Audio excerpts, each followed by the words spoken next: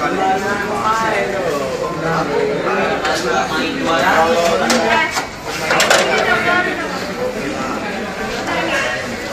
otomotif.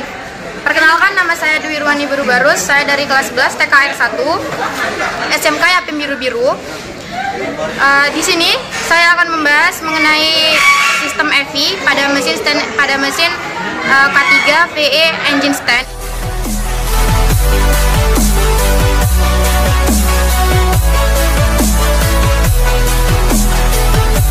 Mesin ini digunakan pada kendaraan Avanza dan Xenia. Yang pertama, saya akan membahas mengenai sistem EVI. EVI atau Electronic Fuel Injection ini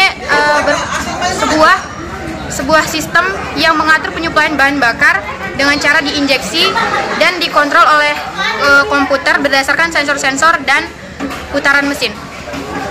Pada sistem EVI terdapat 3 sistem dasar yang bekerja pada engine tersebut. Yang pertama ada fuel system. Fuel system merupakan suatu sistem penyuplaian bahan bakar yang diawali dari tangki bahan bakar dan diakhiri di injektor. Pada fuel system ini terdapat beberapa komponen di dalamnya, yaitu yang pertama ada tangki bahan bakar. Di dalam tangki bahan bakar ini terdapat pompa bahan bakar. Pompa bahan bakar ini berfungsi untuk memompa bahan bakar dari tangki menuju ke saluran bahan bakar. Selanjutnya ada fuel filter. Fuel filter ini berfungsi untuk menyaring partikel atau kotoran-kotoran pada bahan bakar. Setelah itu ada pressure regulator. Pressure regulator ini berfungsi untuk mengatur tekanan pada bahan bakar. Mengapa demikian? Karena jika tekanan standarnya itu melebihi tekanan standar tersebut, maka akan terjadi kerusakan. Dan tekanan standar tersebut mencapai 2,9 sampai 3,3 kg per cm kubik. Ini adalah pulsation damper. Pulsation damper ini berfungsi untuk meredam gelombang-gelombang pada bahan bakar. Karena jika tidak diredam terlebih dahulu, maka akan menimbulkan suara yang berisik. Kalau di mobil, pulsation damper ada di sini. Ini dia komponennya. Selanjutnya ada delivery pipe. Delivery pipe ini berfungsi untuk menyimpan bahan bakar yang bertekanan sebelum diinjeksikan oleh injektor. Kalau pada mobil, delivery pipe itu ada di sini. Ini adalah komponen delivery pipe. Setelah itu ada juga yang namanya injektor. Ini adalah injektor. Injektor inilah yang menginjeksi bahan bakar ke ruang bakar berdasarkan perintah dari ECU atau komputer. Kalau mesin terdapat 4 silinder, maka injektornya pun juga ada 4. Jika pada mobil, injektor itu komponennya ada di bagian ini, bagian sini. Dia di bagian ini. Selanjutnya kita masuk pada sistem yang kedua, yaitu adalah sistem AIS, Air Induction System.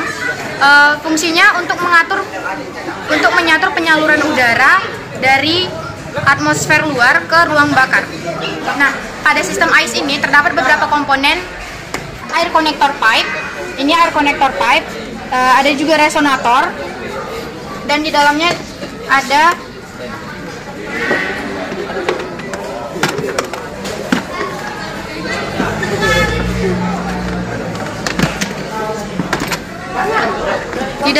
saringan hawa. Dan selanjutnya ada juga throttle body. Ini ada throttle body. Selanjutnya juga ada intake manifold. Ini adalah intake manifold. Selanjutnya, sistem yang ketiga ada sistem ECS, Electronic Control System. Electronic Control System inilah yang mengontrol semua komponen sistem EVI secara elektronik. Sistem ECS terbagi menjadi 3, yaitu yang pertama ada sensor. Sensor berfungsi untuk mendeteksi kerja mesin. Beberapa komponen sensor diantaranya ada sensor ATS. Ini adalah sensor ATS. Air temperatur sensor.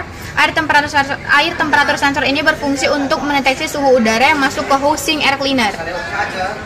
Nah, selanjutnya ada sensor WTS, water temperature sensor. Di sini komponennya ada di belakang sana, tapi saya akan menunjukkannya di bagian stand ini. Ini adalah komponen WTS, water temperature sensor. Ini berfungsi untuk mendeteksi suhu air pendingin. Setelah itu ada kompor PIM, pressure intake manifold. Tuh. Ini adalah komponen dari PIM, pressure intake manifold. PIM ini berfungsi untuk mendeteksi tekanan kevakuman. Masuk ke intake manifold. PIM ini disebut juga dengan map sensor. Selanjutnya ada sensor TPS, throttle position sensor. Itu ada di bagian ini. Dipasang seporos dengan throttle valve. Throttle valve itu ada di dalam throttle body ini. Ada di dalam throttle body.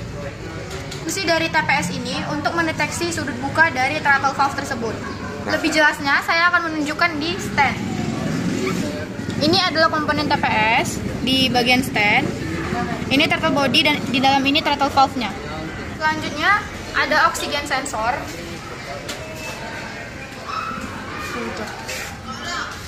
Oksigen sensor, komponen oksigen sensor itu ada di bagian ini.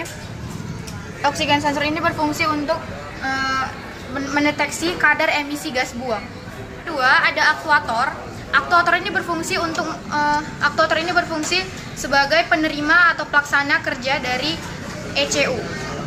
Komponen dari aktuator terdapat ini ada CWI, coil with igniter, dan ada ISC, idle speed control.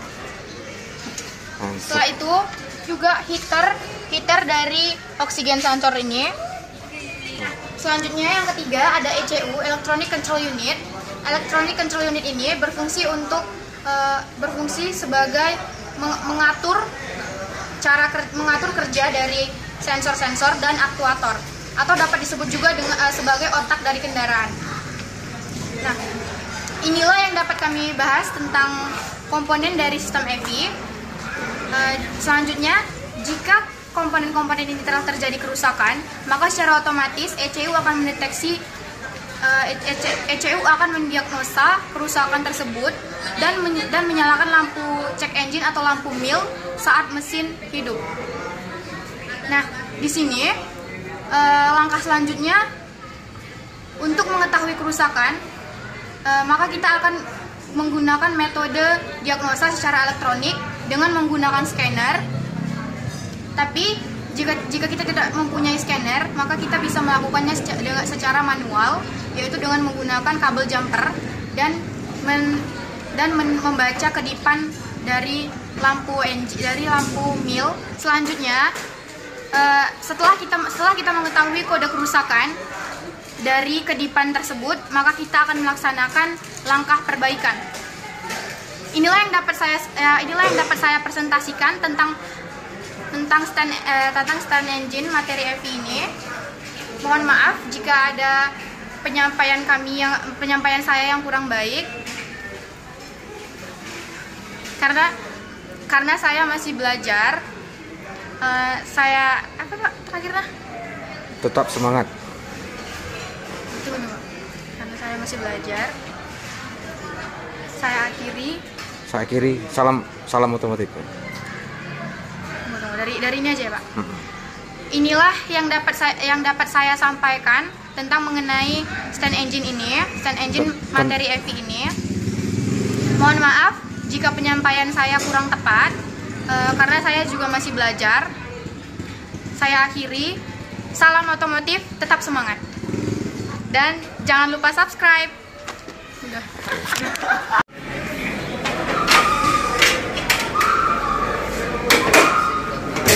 Dadah.